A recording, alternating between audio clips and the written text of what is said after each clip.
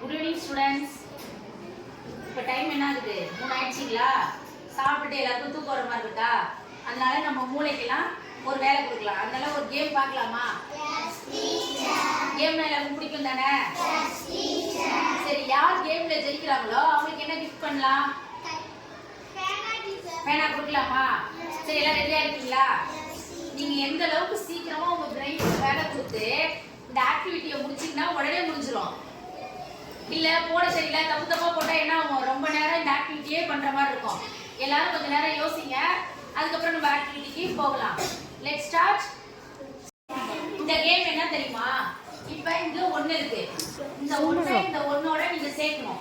அடுத்து 2 இருக்கு. அந்த 2 என்ன பண்ணணும்? கோடு கிழிச்சிட்டு வந்து 2ஓட சேர்க்கணும். இந்த 3 இருக்கு. இந்த 3ஐயும் கோடு கிழிச்சிட்டு வந்து இந்த 3ஓட சேர்க்கணும்.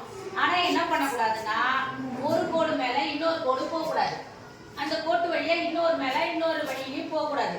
எல்லாம் தனித்தனி வழியா இருக்கணும். எல்லாமே தனியா தெரியணும். சரியா? ஸ்டார்ட் பண்ணலாம். ஸ்டார்ட்.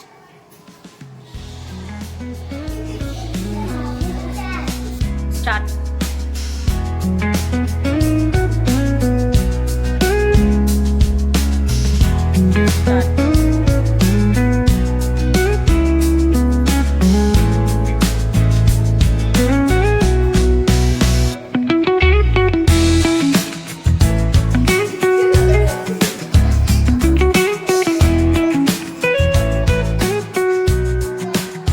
கிளாப் பண்ணுங்க எல்லாம். கிளாப் பண்ணுங்க. இப்ப ஃபர்ஸ்ட் 2 பேர் வந்து போட்டாங்கல்ல, அவங்க நம்ம கிளாஸ்ல நல்லா படிக்கிற ஸ்டூடெண்டா? இல்ல தானே? ஆனா அவங்களுக்கு இத பார்த்த உடனே என்ன செய்யுது? ஒரு ஆர்வம் வருது. நம்ம கத்துக்கலாம், நம்ம ஏதோ ஒண்ணு ட்ரை பண்ணலாம் அப்படின்னு அவங்களுக்கு என்ன பண்ணுச்சு? ஒரு ஆர்வம் வந்துதா?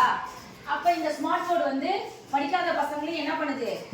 ஒரு ஆர்வத்தை தூண்டுது. நம்மளும் இதை கத்துக்கணும், நம்மளும் இதை படிக்கணும் அப்படின்னு சொல்லி தானே அவங்க வராங்க. அப்ப ஸ்மார்ட் போர்டு சூப்பரா இருக்கா? அப்ப ஸ்மார்ட் போர்டுக்கு ஒரு கிளாப் பண்ணலாமா?